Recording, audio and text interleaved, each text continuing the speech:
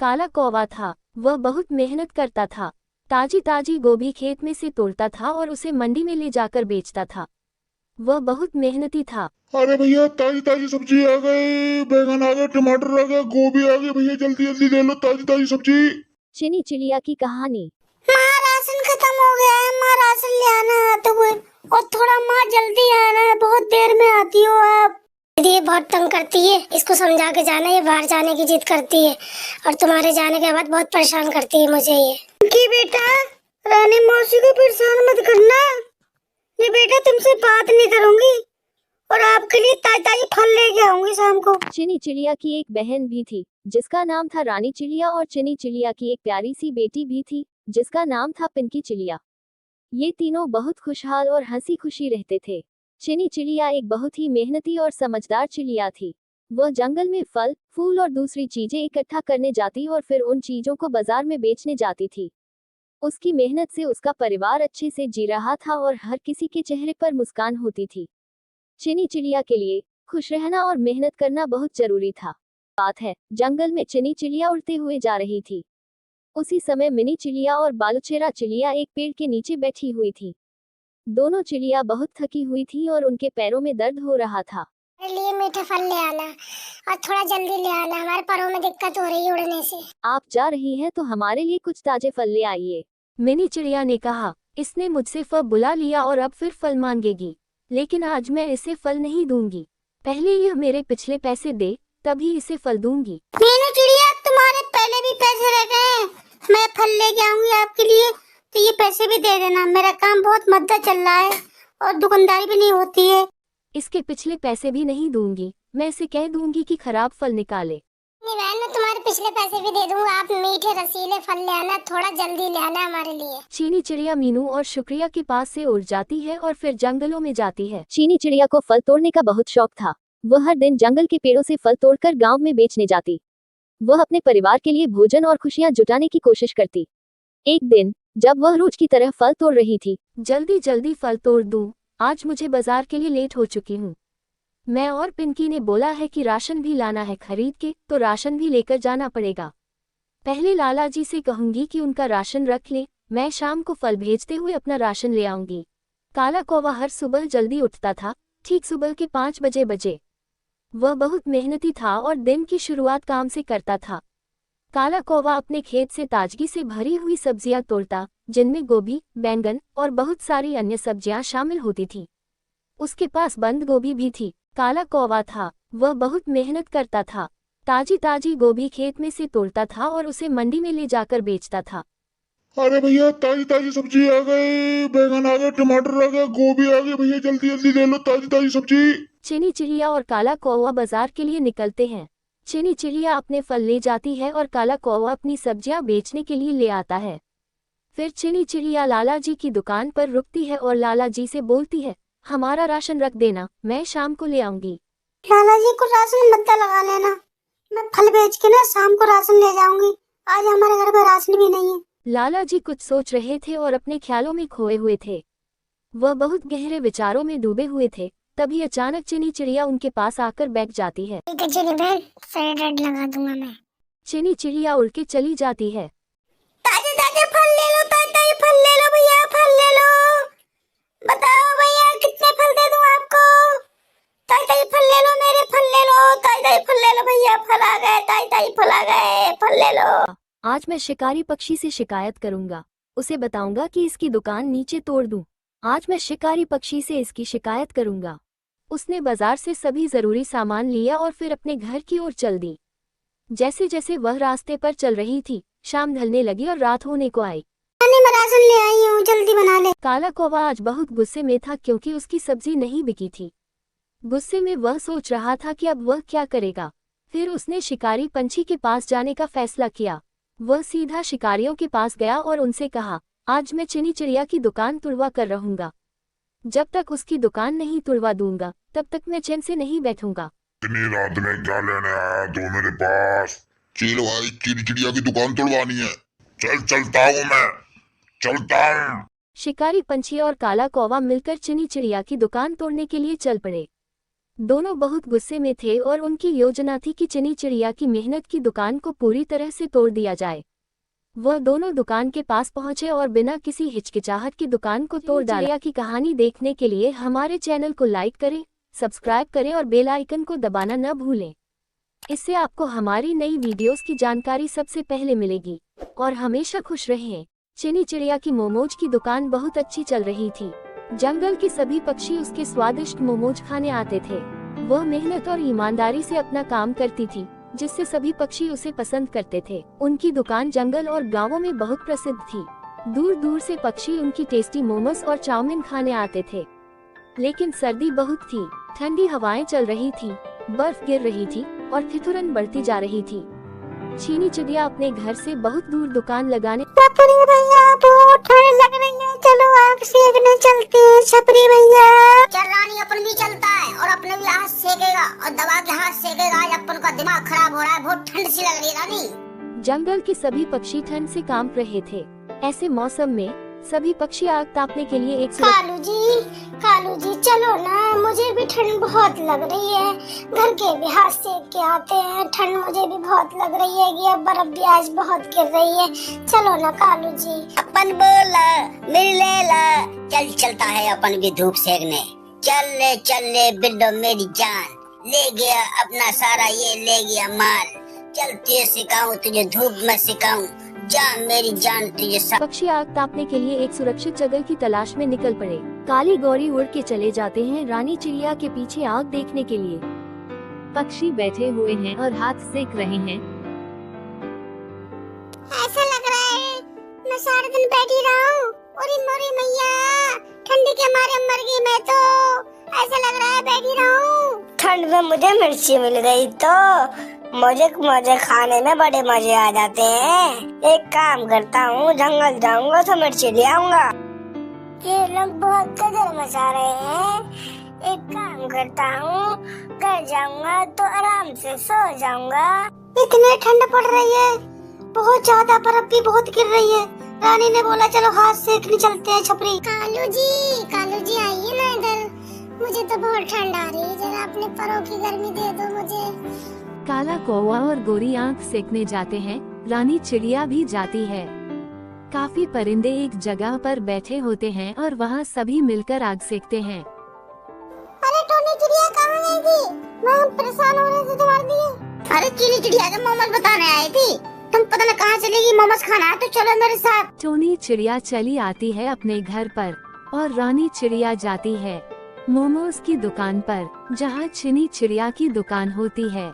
रानी चिड़िया वहाँ जाकर मोमोज खाती है, उसे बहुत टेस्टी लगते हैं। फिर वह 50 रुपए देती है। रानी चिड़िया टोनी चिड़िया को मोमोज खा लो रानी। तो टोनी बहन ने बताए थे कि चीनी चिड़िया के मोमोज बढ़िया होते हैं। दूर दूर से पक्षी आते हैं हमारे मोमोज खाने के लिए, फेमस है हमारे मोमोज। हाँ चीनी बहन, मोमोज तो आपके अच्छे हैं। मुझे तो चाउमीन खानी है, मैं तो चाउमीन खाऊंगी। आप फिलहाल पैसे लीजिए। रानी चिड़िया चीनी चिड़िया को 50 का नोट देती है। रानी बहन पैसे मिल गए, जाओ। रानी बहन आराम से जाना। रानी चिड़िया अपने घर उड़कर चली जाती है। चीनी चिड़िया मोमोज बेच के अपने घर चली जाती है। चीनी चिड़िया अपने मोमोज बेचकर अपने घर को जाती है। कालू ऐसा करो, कुछ मोमोज में आप मिला के आ जाओ तो उसकी दुकान बंद हो जाएगी, फिर अपने मोमोज की दुकान लगा लेंगे। ठीक है ना कालू? आप ऐसा ही करना, आप तो मेरे प्यारे कालू हो। अरे बिल्ला जो तू बोलेगा अपन करेगा। अभी जाता है उसके मोमोज में, कुछ न कुछ डाल के आता है।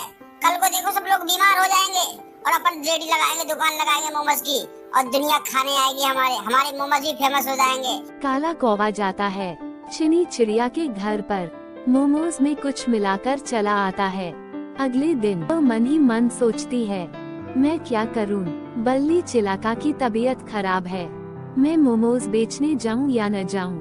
और अगर नहीं जाऊं तो पैसे कहां से आएंगे? और अगले दिन फिर सुबह को मोमोज लेकर जाती है बेचने के लिए। अगले दिन सारे पंछी बीमार होने लगते हैं मोमोज खाकर। राजा जी, मैंने काले कौवे को देखा था जाते हुए, मुझे तो शक इसी पे लगता है, इसी ने कुछ मिलाया है। तो मैं रानी चिड़िया इसको सजा देता हूँ, काले कौवे को बंदी बनाया जाए। मोमोज खाकर बहुत सारे पक्षी बीमार हो गए थे। राजा ने काव को सजा दे दी। इसको मारो, इन्हें चिड़िया की दुकान में करवा दी, इसको बहुत मारो। चीनी चिड़िया की कहानी टीवी 786 चैनल को सब्सक्राइब करें, लाइक करें, कमेंट करें और हम आपके लिए मजेदार कार्टून वीडियो लाते रहते हैं। बेल आइकन दबाएं और मिलते हैं नेक्स्ट वीडियो में। खुदा हाफिज दोस्तों।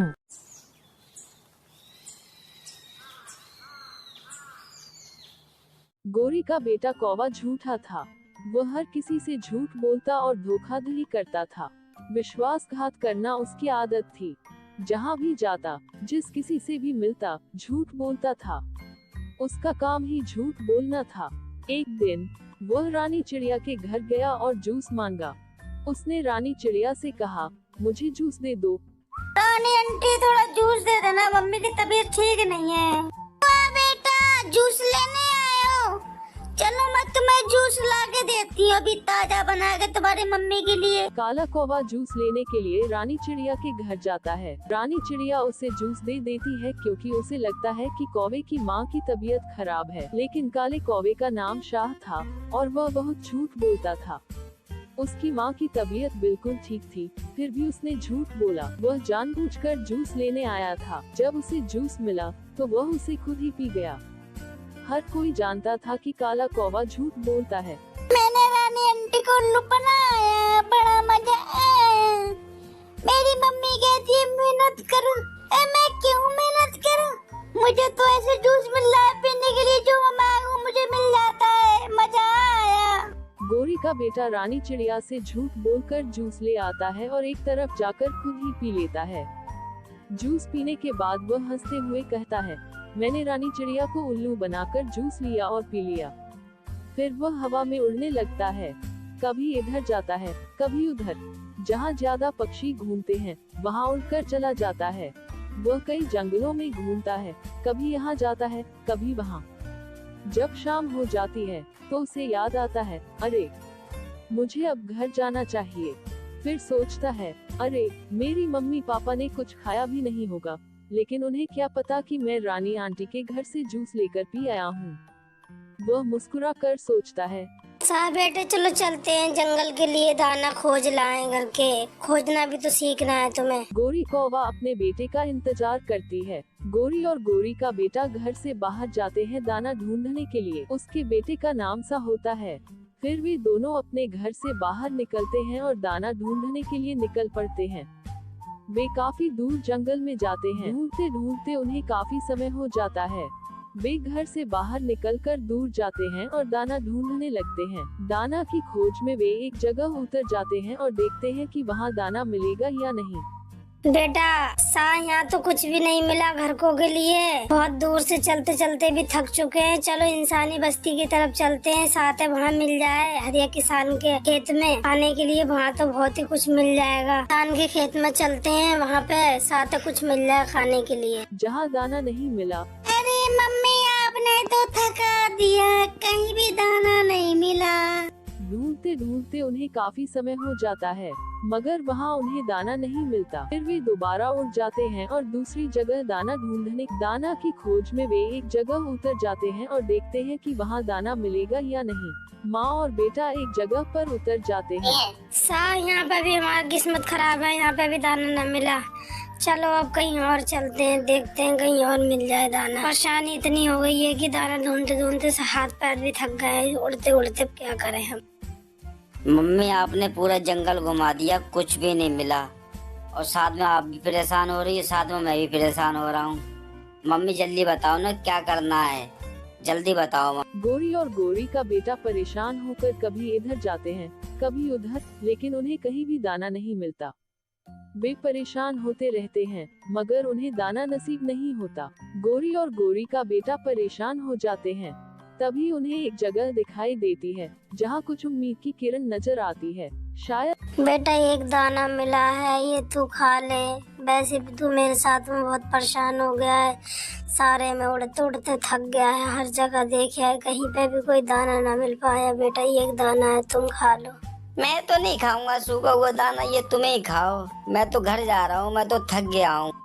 आखिर में वे हार मान लेते हैं और उनका बेटा उड़कर चला जाता है। गोरी कौवे का बेटा हार मानकर सीधा अपने घर चला जाता है।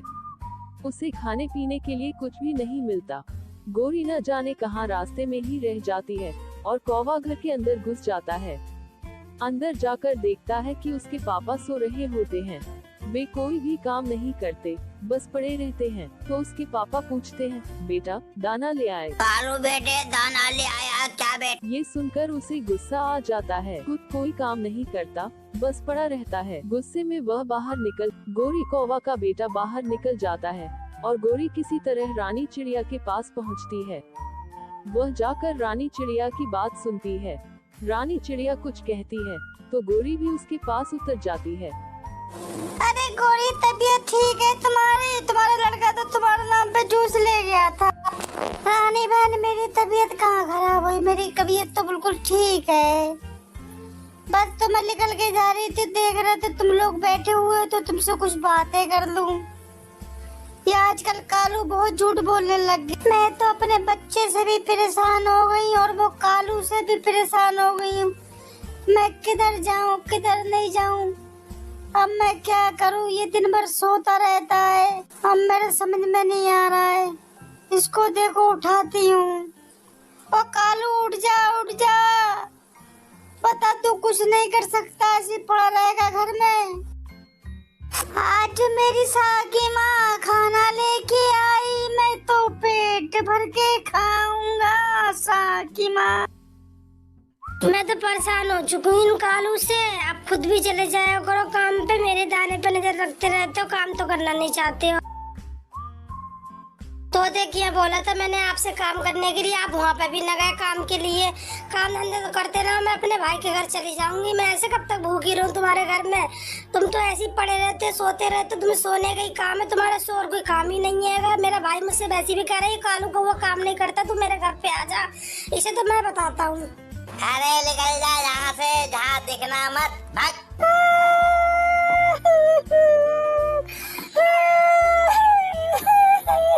जहाँ दिखना मत, दोबारा मत आना यहाँ पर, कहीं पलट के मत देखना। भैया मैं तो बर्बाद हो गई, भैया मैं तो बहुत बर्बाद हो गई। इस कालू के लिए मैंने अपनी जिंदगी के तमाम दिन बर्बाद कर दिए भैया। मैं आज इसके बेटे को भी छोड़ आई भैया, मैं बर्बाद हो गई भैया। चिंता मत कर गोरी, मुझे पता है कालू ऐसा ही है। तूने जिद करी थी, मैंने इसलिए तेरी शादी करवा दी। भैया मुझे माफ कर दो, मुझसे गलती हो गई, अब दोबारा ऐसी गलती नहीं होगी भैया। अगर आपको हमारी कहानी पसंद आई हो तो एक प्यारा सा लाइक जरूर करें। और अगर आप ऐसी ही मजेदार और रोमांचक कहानियाँ देखना चाहते हैं तो चैनल को सब्सक्राइब करना न भूलें। नई वीडियो की नोटिफिकेशन पाने के लिए बेल आइकन जरूर दबाएं। फिर मिलते हैं एक और शानदार कहानी के साथ।